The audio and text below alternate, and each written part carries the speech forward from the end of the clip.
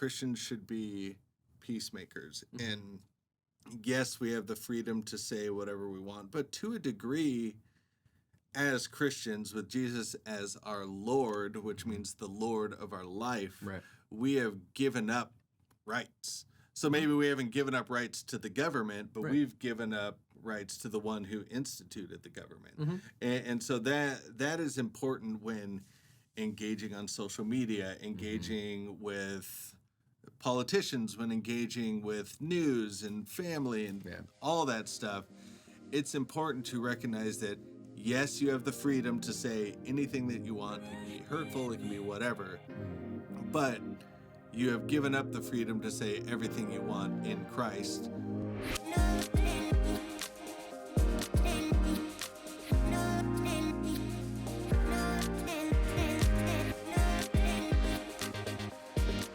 All right, well, we're back with Foothill Studio Conversations. It has been quite a while. Indeed. I want to say 6 to 8 months. I'm just going to argue it's because it's been so hot outside, but now that it's a little cooler, we can restart. I just wanted to bring that up. I was just going to say it's his fault. It's my fault.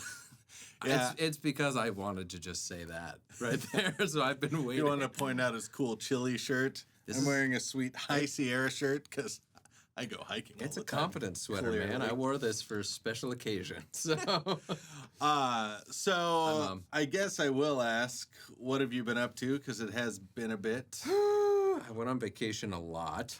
Yeah, he did. We missed him at church, though. Steven was awesome. Thank you, Steven, for leading. He's not watching. You're right. I have, just vacationing and breathing and getting my mind clear. And I myself, I feel like over the studio conversations before we stopped, I was like gradually like losing mass because I was like eating better. Oh, and so I like got progressively thinner. And then I was like, you were decaying. And then now we're jumping into this. I'm like, bloop. So that's unfortunate. Matt Semino, if you watch this, don't tell me I look better than I've ever looked. It's starting to sound not real. Now we're just entering into like inside jokes alone. Anyway, we've been wanting to get back onto this for a while. It's just been crazy. At first, it was like Christmas time, and then there was like staff changeovers and just busy schedules. So now we've kind of recovered, and we want to get back into doing this semi-regularly. One of the things that's made it difficult on a logistic side is we tried to make the videos a little more interesting by like cutting them and panning, and we're just... You're not getting that anymore. Yeah, for right now, we're just not going to do that because we want... You got spoiled. You got fat. We're taking it away from you. You're just talking about the past 6 months of my life. I affirm you. So we the goal is to actually have these be out semi-regularly. So we're just going to keep it a fixed camera and audio so we can hopefully get them out the day after as opposed to like 3 to 5 days after or whatever, and then 6 months after, and then, whatever. And eventually we're going to change our setup a little bit more, but our goal is to do this more. So we're not just telling you to listen to it in studio or in connections every week, and then we're not doing it, and I feel guilty every time I hear it. So I don't. Yeah, well, you're better than I feel well rested and like I've set good boundaries in my life. So there you go. All right, so what are we talking about today, Mr. Rogers? Go. Okay, all right. We're going to talk about speech. There's so many different directions that this could go, and we'll see if it goes to some of those. But ultimately, I'm kind of thinking on the cultural level and also how that boils down to kind of an interpersonal level. Speech is a fundamental right in the United States, freedom of speech, First Amendment, all that kind of stuff. And it seems to me like kind of increasingly that in some way it's kind of under assault or whatever. I try not to be too alarmist about stuff in general, but non-reactive. It at least feels like it. So First off, I just wanted to ask you kind of a simple question is, what are your thoughts on freedom of speech and how it affects you? It's good. No, Good stuff. if we want to talk about on a purely fundamental level, freedom of speech is part of being human. It is part of what God has given us. The same freedom that He just lets us roll with, even when it gets us in trouble, even when it gets us hurt or condemned or whatever. Like, it is innately part of the long human story. So I think it's necessary. However, in wrangling a bunch of cats, aka people, in a society and trying to make something function and work, I understand why there are a few more laws around that, such as inciting violence against someone, trying to just, and also recognizing the power of our own speech. There's a lot of power in that. We have the ability to hurt people, to deeply wound them through simple words, which, I mean, that name 1,000 books that always talk about that, like the power of the written word and all that kind of stuff. So I understand that there's two sides to that argument, and really what it is we're just trying to find a peaceable means to where people aren't getting hurt all the time. But then it also raises the question of, well, sometimes we need to get hurt, and where's the line in that? Like, how far can we take those sort of terms, because truth hurts occasionally. Sure. And if we just keep reacting to, well, I'm hurt and what you said hurt me, so we're banning that or we're cutting that out of our lives, then eventually we're just not going to be saying anything. We're not going to be full people, and we're not going to be people who can grow because we can't receive harder content. However, again, it's a lot of gray area. Right. That kind of reminds me of just like when it comes to relationships or marriage or whatever, one things that can cause interpersonal relationships to break down is when someone feels like they can't tell the other person how they're feeling about stuff for fear of they will be rejected and all this kind of stuff. So they censor themselves, and ultimately the two never know each other. Right. But there is some tact in there as well of like, I don't need to say everything at all times. I actually come from traditionally, like, let's say a decade ago. It's probably sooner. It's probably yesterday, let's be honest. Where just traditional oversharer, just like, here's just everything because I just don't know I don't know what's beneficial. I don't know. Like, Right. ADD and being very just like all over the place. You don't take time to think about that stuff. I have learned since, I think. It tells me everything. It's weird. It's weird. I don't actually. I have grown. But at the same time, like, what does it look like to have open communication interpersonally and be that transparent whilst still allowing yourself time to, I said whilst. I was getting hung up on your that. face. Well, whilst allowing yourself time to be able to process it, be able to think through it, think about what actually does need to be said in that moment and what doesn't. And that also requires not being a reactive person in that moment as well, which takes practice. Yeah. Well, we can get to the interpersonal stuff. Yeah. There's a lot that we literally just laid out. Yeah. So as far as like freedom of speech goes, I definitely would agree with some of the addendums that have been added that you already mentioned. But I think more and more I've become kind of what I've heard referred to as like a free speech absolutist or whatever. Okay.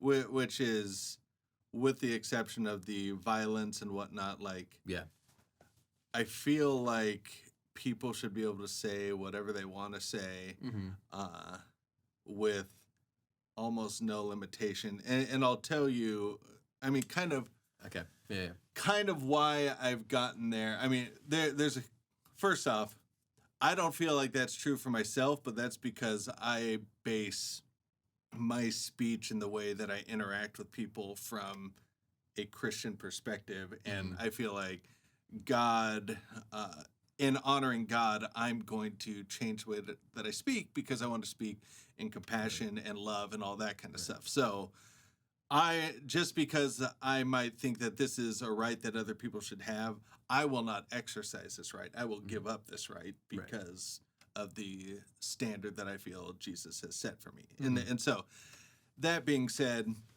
one, if people are able to say what they think, it's a good filter for me as far as like, oh, okay, so I don't want to engage with you.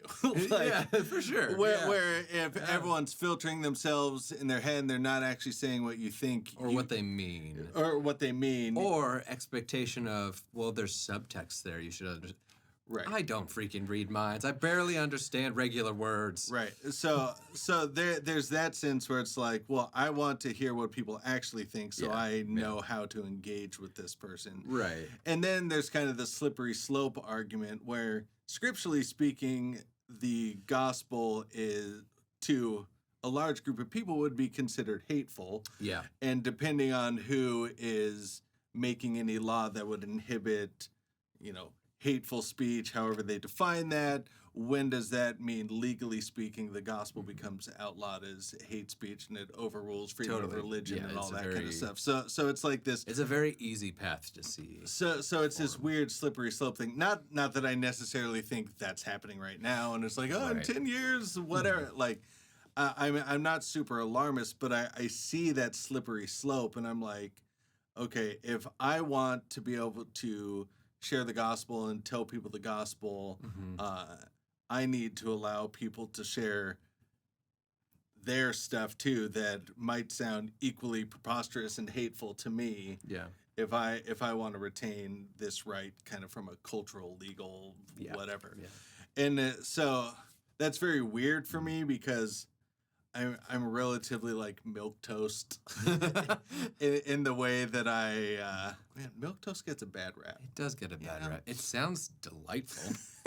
Nice and fluffy and just, a nice Sunday. I bet you can make a good French toast out of it. Oh, so good.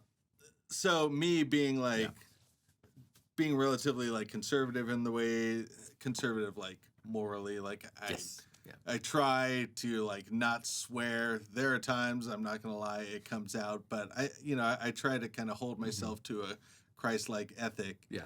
It's weird for me then to say, but I want people to be able to say terrible things. Like it. Yeah, but it's just like weird. But it makes sense again with the premise of you can't have love without freedom. You can't, and that's the freedom to choose to be able to hurt someone miserably. Our Calvinist friends would disagree. I'm sure they would. Doug, welcome to the gauntlet. Nice. Thank you. But you do need that freedom of choice to be able to make it matter more. Like, I don't know. Like there's my knowledge, and there's actually some psychological backing to this as well. It's called mumbo jumbo. It's called mumbo jumbo, and it's from the devil.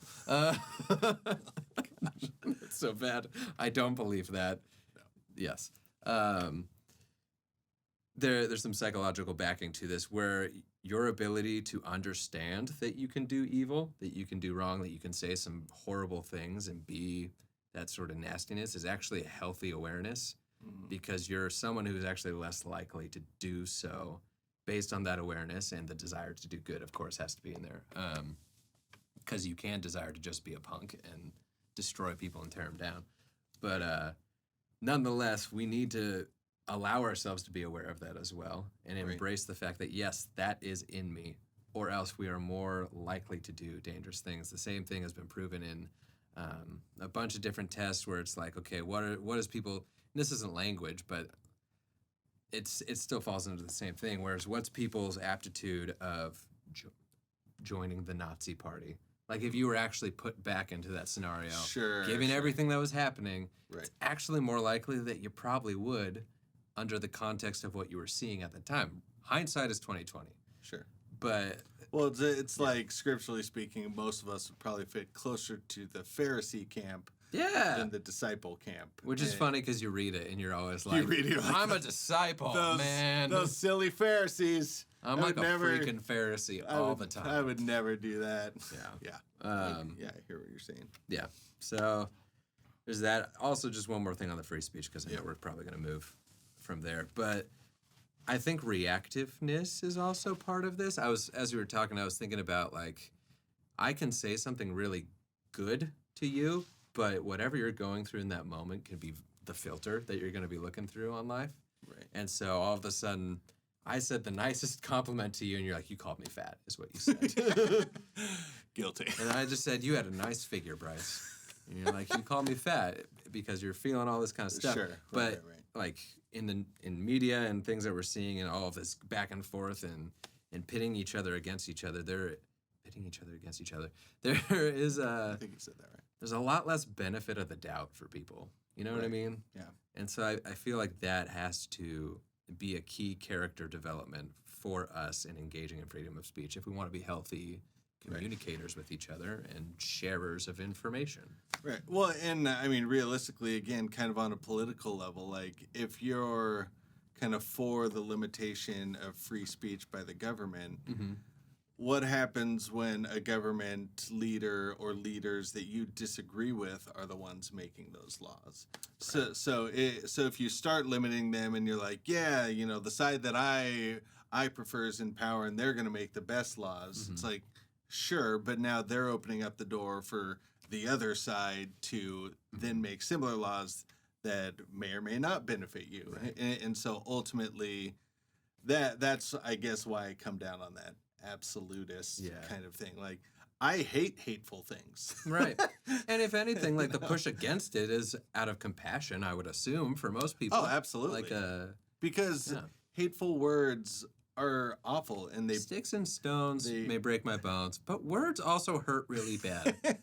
Yes, they do. Yeah, and you know, which again is why I err towards compassion and grace, and I try to refrain from all of that. I try to have kind of the long game. That's fair. As far as that kind of stuff goes. Yeah.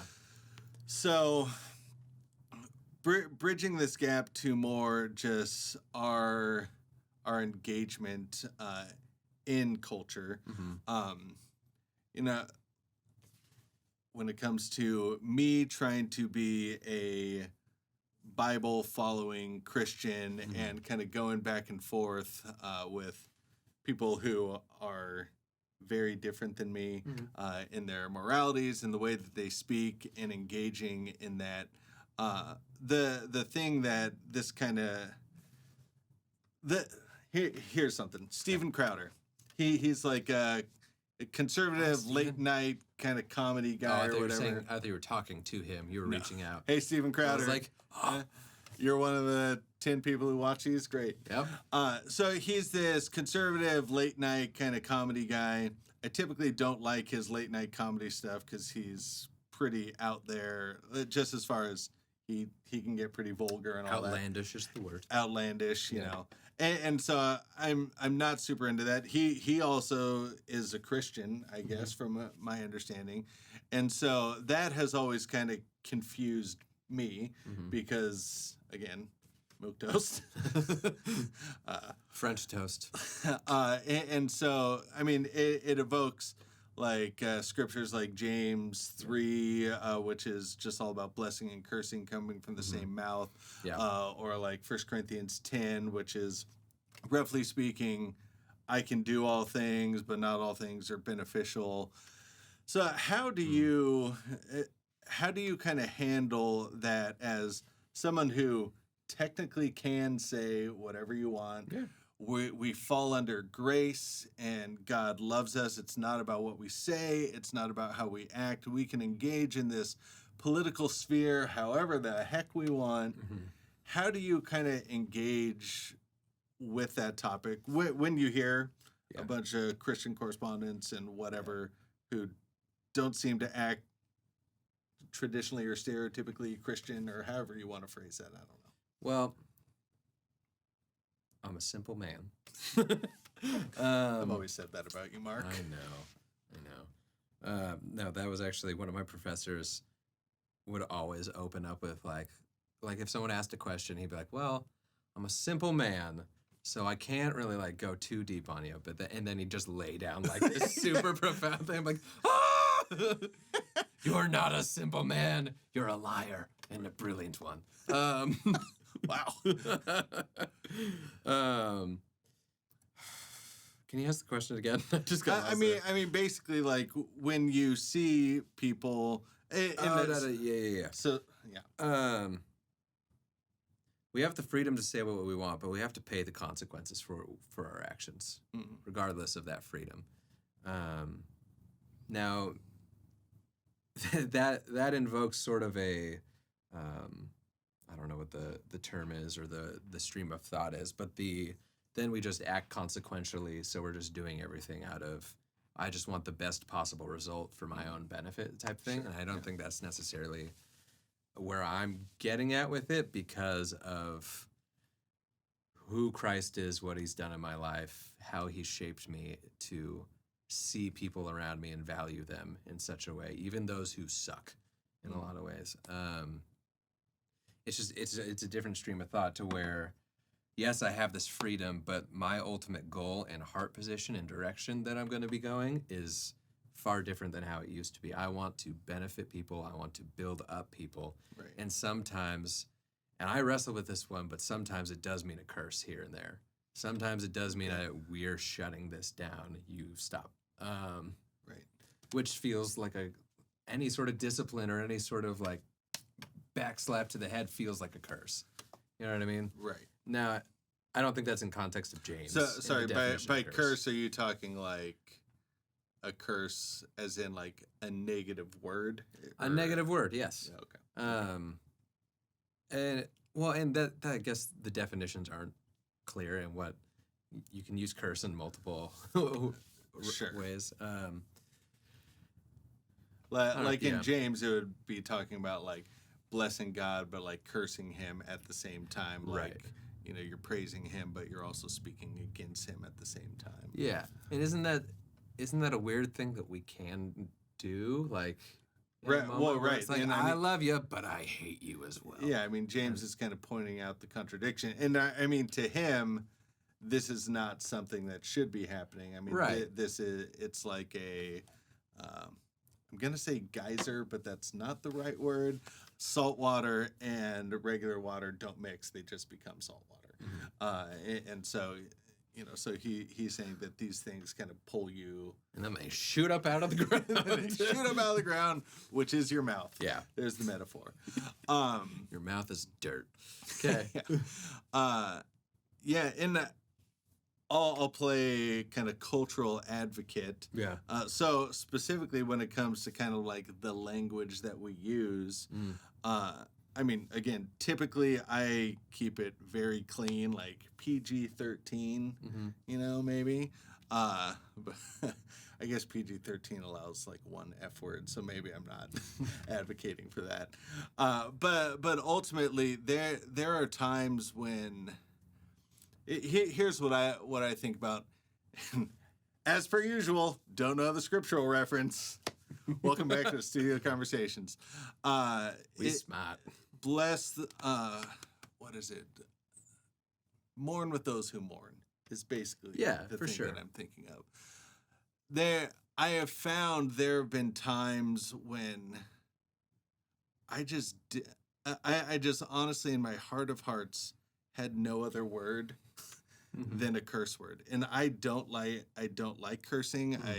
I don't feel like it reflects Christ, any of that kind of stuff. But it was just I have found those times when I'm just like, I don't know what to say, and maybe the answer is just shut up. Yeah. I mean, a lot of times when you're mourning with but there's also that other, like I was saying earlier, we also have to face whatever's going on, and sometimes you just need to express it.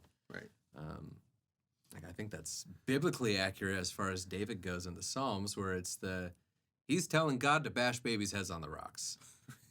We can all agree, no, that's not great. Right. But nonetheless, there's room for that sort of expression, and it's even put into Scripture to show like this happens. We're Yeah. humans, and that's Yeah, and I mean, I would almost kind of put that in the camp of prescriptive, descriptive for me. Like, okay. I'm telling you what I have done. I'm not prescribing to you. It's permissible, but not helpful. Not beneficial. Not beneficial. 1 Corinthians 10:23 is the reference. I know that one. But got yeah, I mean, I like even recently, just like talking to some friends Just who the qua is so playful. I've been wanting to use that to describe a beverage for a while. just dealing with some like super deep heartache. Yeah. And just like some really deep pain in their life. And one thing that has struck me in talking to them is just kind of like some of that typical interpersonal pretense is just scraped away, and they're just like raw. And so to me, in those moments, I don't know what is right, but just giving the traditional like, hey, I'm sorry, like just doesn't feel like enough. And so like I've really kind of struggled. Like we're gonna get fired. So I've struggled in how to respond. Yeah. Like what does it mean in that time to mourn with those who mourn? Yeah. And so I mean, truly, this is a difficult one for me because Sure. I think you and I will very much agree on this. The intentionality of the words that you use is important, and knowing like language is a tool. Language is like a curse, and me. Let's say me calling my brother a butt. Like technically speaking, that's not a really hurtful thing. It actually is kind of silly. You started laughing at it. But think about what I'm saying in that moment. I am degrading him to something that is just a part of a human. If your heart is there's an intent behind it, and I was being silly right there, and you know I was being silly right there. So, but there's a heart behind it and an intent behind it that is degrading. The language itself can be actually very degrading. So there has to be some sort of intentionality behind it. I think I've said this on a previous conversation. Another professor story that I just grabbed onto. Similar like that. I will not curse. I will not. He's very well put together man, respectable, disciplined human being. Chaplain in the military and hospitals. Got his doctorate while teaching at school while doing. He's just an impressive human being. Dennis, I love you. I'll never be you. I will never be you. But he told this story. I hope it's okay. He's not watching. It's fine. Told this story about one time where he goes into a prison, a man on death row, and this guy's gruff. He doesn't care. He's tatted up all over, and he's dropping F-bombs left and right. He walks in to give him his like last right, and he goes, "Who the are you?" And so his response is, "I'm the pastor, pastor who's here to give you your last rites." And the use of that in that moment to get his attention, essentially, it worked. And he was like, "Oh." To the Greeks, I am Greek. Exactly. He was speaking the same language of a very angry person who's about to die. Right. I know, that's intense. That's so I really intense. hope I'm allowed to say this. I'm so sorry if I crossed a line. Luckily, there's a lot of Dennises in the world and a lot of people who. Yes, his name is Dennis Lane. I don't know if that's real or not. But anyways, yeah, all that to say, intent and using it as a tool sometimes, like, maybe it's a little less black and white than we thought it was. However, consider your audience, consider the mindlessness of your speech as well in those times. Because you hear that as on TV and just around the streets of people just dropping things left and right like it's nothing, and kids running around like, what does that mean? And Right. Y'all know what I'm saying. Yeah, and I mean, I would be curious to hear from people. I mean, because, like, I know personally it is not something that Christians normally say in public that they swear sometimes. So I get that. I like that we went that route of cursing as well. Well, I mean that's still. We should also talk about blessing, I feel like. But I'm curious. Not do you condone it? Do you think it's okay? But are we just really bad that sometimes we get to that point? Like, I mean, what do you honestly think? Like, when kind of pretense is gone, what do you think? Because I'm super anti it, but sometimes I heard Bart Campolo maybe one time in one of his kind of canned sermons when I was going to William Jessup University. He said Represent? He said something like, 100 children die apart from Jesus every day, and you don't give a D word. And then he followed that up quickly by saying, and you care more about the fact that I said the D word than that 100 kids die apart from Jesus every day. Yeah. And if that's not a gut check to you, like, I was like, it's like I get what he was doing speech-wise, but I'm like... I'm placing the value on what's more important in this situation right here. Right. It's not the fact that he said the D word. It's that our hearts should go out for the 100 children who die apart from Christ. Yeah. And so... Because it can be taken to a legalistic extent. Right. Where we're just focusing on something that is not necessarily as important in that moment. Such as, that's why we can become Greek for the Greeks. Right. So though I am not condoning swearing or cursing, speaking like hate and speaking degrading people, I'm not condoning that in any way, shape, or form. Like, I do err on the side of grace, and so that's kind of where I'm at. Yeah. Definitely curious of people's feedback on this. Have we really figured out that line though of taking it back to the free speech portion of it? Have we really figured out the line where it's like this has become you need to hear this even though it's painful type thing? Because now we're not talking cursing necessarily in that sense.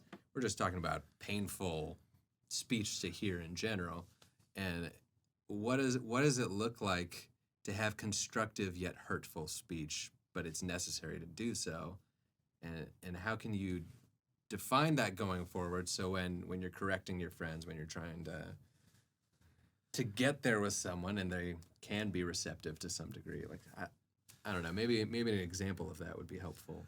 Yeah, I mean, it's super hard to define because ultimately I think it comes down to that level of intent. Like, I can say something to you with the intent to like point something out to you and hurt you. Or I can say the same thing to you, but my intent is to challenge you, to build you up, to help you grow in a way that you're not receptive to. And so one of those I would call a curse, because the only purpose of it is to belittle you as a person and your struggle and your challenge and all this kind of stuff. But in another instance, it would be to say like, no, I know you, I know who you are, I know who you want to be.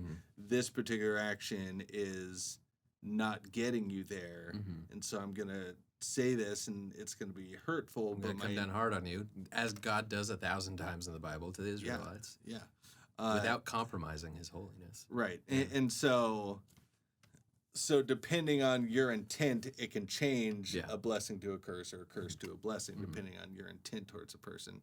So the challenge then becomes, how do you get that across to the person that you're talking to? With tact in a relationship, probably. Right, yeah. I mean, hopefully I'm not walking up to a random person on the street corner saying something that could be taken as, whatever. But, I mean, that could happen. Yeah. So it seems like our takeaway would be... in everything that you do, to the best of your ability, try and make peace with people. In that approach of using your language and being intentful, like having good intention within that, and always checking yourself with, why am I approaching? Why am I saying it like this? Am I being reactive in some sort of way? Also, but on the other side, as receivers of such things, I feel like having the knowledge of our capability to hurt, or a knowledge of where does hurtful language come from, typically from hurt people, or people who, much like your kid running out into the road, people are scared for you and want to do something for you. And so just being able to remind ourselves of that truth and put ourselves in a receptive end to be able to handle harsher language as well, because I think it's two-way street, and that is doubly important to be able to receive some harsh, painful things as well. Right. And I'll respond to that in a sec, because I think we can probe that a bit.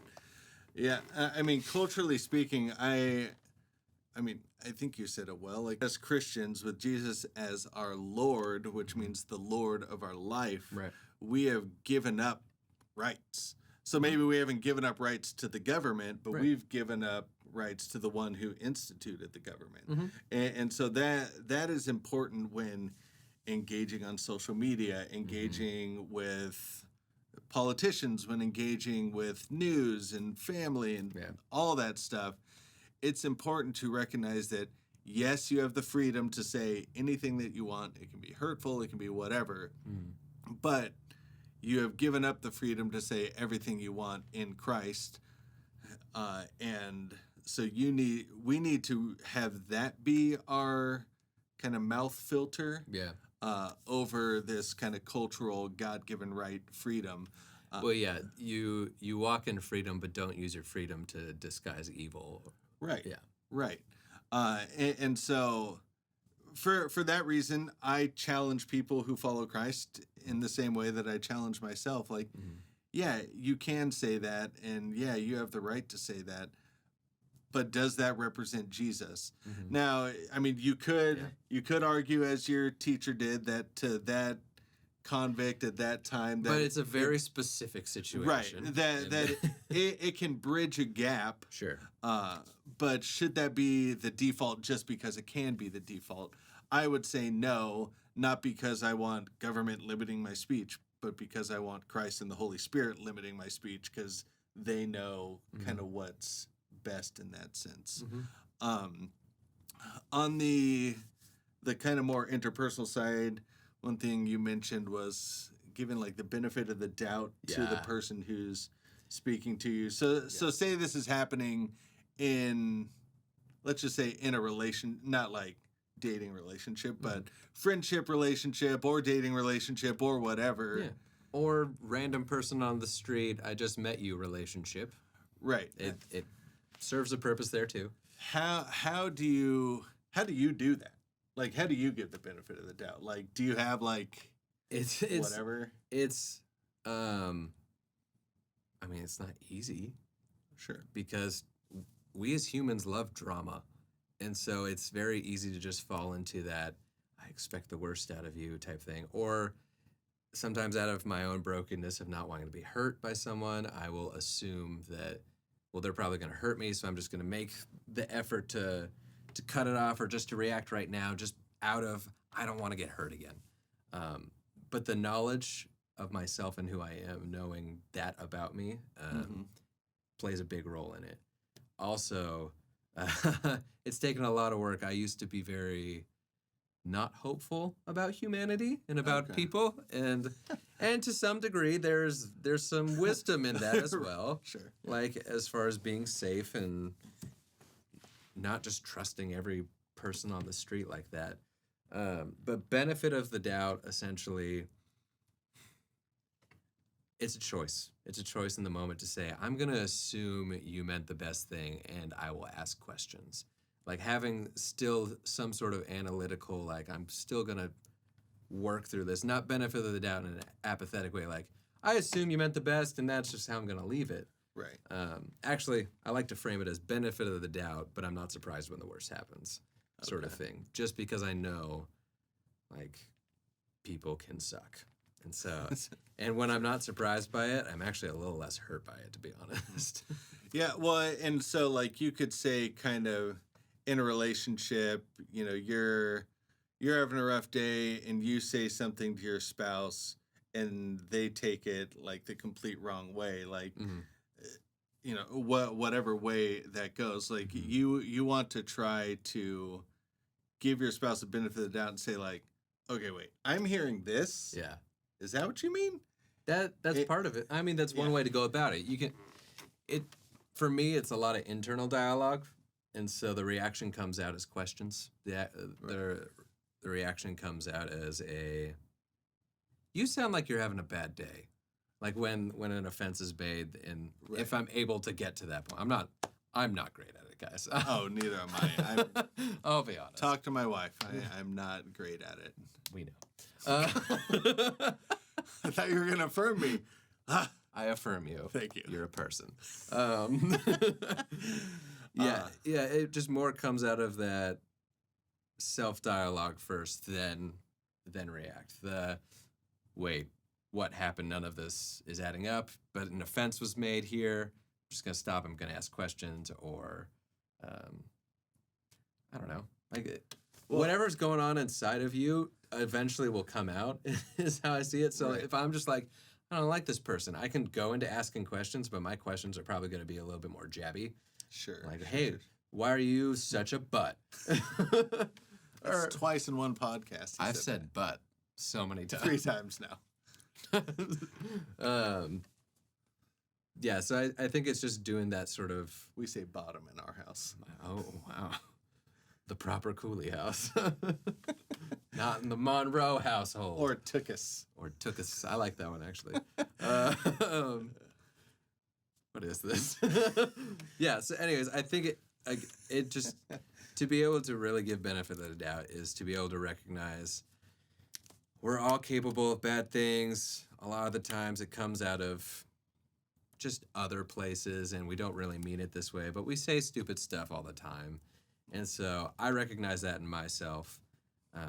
I'm able to put something, instead of taking just an offense right here, and you can acknowledge that, of course. I'm not saying just be blind to how you're feeling or how things hurt you, but you can take that at that point and put it over here. Sure. And say, what's going on right there? What was it? What was that? Are you okay? Are we okay? What's happening? Like, right. That sort of active benefit of the doubt. Right. Yeah. And if they're really just a jerk, then you have confirmation and sure, whatever. So one thing that I feel like, as far as like how I approach this, I'm going to talk about like what feeds into the approach first. Mm-hmm. And you kind of alluded to it, but I'll be a little more specific with it. Yeah, I ramble hard right now. No, so. It's fine. So, because you hear me listen to it all the time. I listen to a lot of kind of like cultural, philosophical discussion, political discussion. I listen to people on the right and left side of the aisle. Yeah. And whenever these people are kind of talking about kind of relevant cultural issues, whether it's on gender, whether it's on sexuality, any of that kind of stuff, typically you're hearing relatively kind of polarized views. Yeah. So some kind of further left might talk about like patriarchy. Mm-hmm. The right might talk more about feminism. And you bring in all of these ideas into your brain. Mm-hmm. And you start looking at the men and women in your life and see what category that these people fall into. And you're like, oh yeah, that one's definitely kind of a patriarchal misogynist. That one's definitely a second wave feminist. Whatever. You start putting people in all these compartments. Mm-hmm. And then you get into a conversation with someone and they'll say something and you're like, oh, I know how to approach this because that's this. Because blah, blah, you're blah. in this box. Yeah. Right. And so as I've been kind of processing politics and how I feel about it, because I really didn't start caring about it until a few years ago when we had kids, and I was like, maybe I should know what's happening in our world. And then you brought me into it because I literally work 5 feet away from you. Yeah.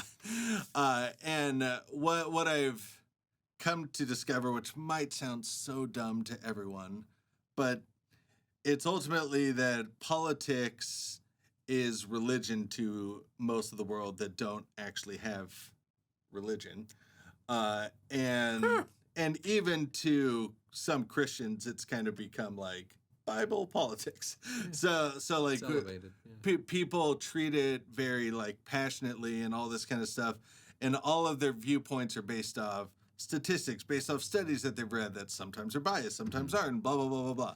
Yeah. So ultimately, it's like a lot of these viewpoints that are espoused by left wing or right wing might have some truth to them, but ultimately they're not God's truth. And so I was like putting people in boxes. I was putting myself in a box, and then ultimately I was like, but this isn't God. And so once I started kind of thinking through that and processing what that meant, I've been more purposeful at stopping presumptions of what people are saying and why people are saying stuff. And so politics are unfortunately such a big part of everyone's lives, and it seems so divided, and it's such a my team, your team kind of thing, and anyone on your team is We love our bad, teams. and you know, whatever. And we gotta get beyond it, as the church, at least. Yeah. Like, Well, when Jesus, no, you're fine. It's fantastic, and I agree. Because when Jesus came, they wanted him to be a politician. They wanted him to be this sort of warrior, I'm taking down the government type guy. And he's like, that's not why I'm here. Like, yes, I'll be establishing a government, but it's not what you're looking for. It's a kingdom beyond all of that garbage. Like, not trying to build buildings and take over lands, but building something that'll last for eternity with your creator. Like, yeah. So I'll finalize that thought and then tie it in. Do it. Which is basically, you threw me off. I'm sorry. I was on that train. I just loved it so much. Chugga, and now I've derailed. I was vibing with it so hard. So, I mean, basically, we need to take all of that kind of stuff, and we just need to put Jesus and God above all that. We need to recognize that there are Bible-believing, Jesus-loving, faithful Christians on both sides of the aisle. I know that sounds insane to some people, but that is the reality. Like, if there is any community in the world that should be described as 80s hair metal band Motley Crue, it is the church. One thing that always struck me... I've never been more proud. One thing that really struck me kind of my college years, I went to this worship night at First Covenant Church in Rancho Cordova, and I would go out to Denny's after with a bunch of my friends. And within that group, there was people from like a local like heavy metal band. There's a couple Christian rappers. There were like just very kind of withdrawn, like, what's the word? Just kind of withdrawn. They were indie emo kids at the time. But basically, like, you walk up to this table and you're like, who are these people?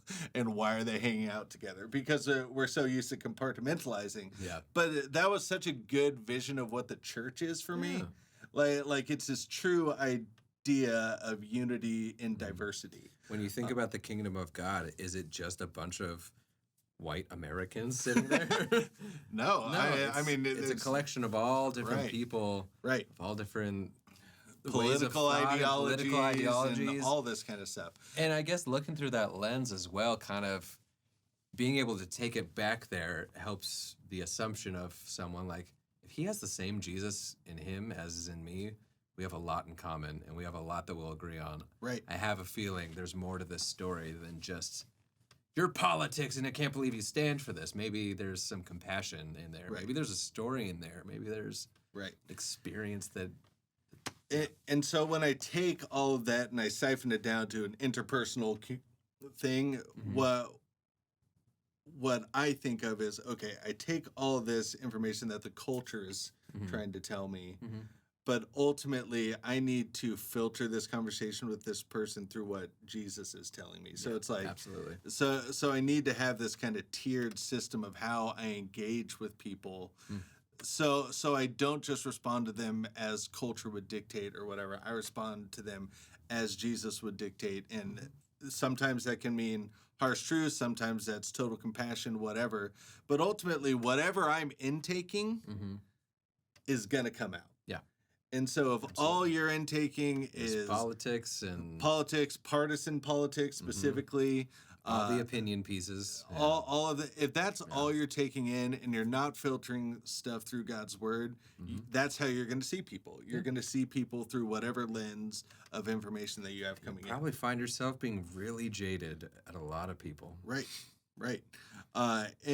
Yeah, I mean, honestly, like, I know this is just part of youth. You're like very idealistic and like, I'm going to change the world or whatever. Yeah, but I still get that way. Yeah, I know. And like sometimes I do, but the more like I engage with politics, the more I'm like, like it just like drains the soul. And so ultimately, like when I'm listening to stuff now, I'm just like, this isn't the gospel. This is just interesting or whatever. And so as far as interpersonal communication, I don't think everyone says it's gotten so much worse over the years. It's pretty much the same, just more people got involved, I feel like. Right.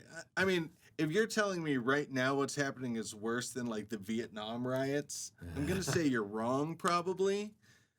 I didn't live through, I couldn't tell you. But think if social media was around during that time. That's true. Like, the thing is, it's amplified. What you're on right now is amplifying everything. Right. Thanks for listening to us. Yeah. Yeah, I mean, it's a 24-hour news cycle. It's social media. It's all that amplifies this small group of people.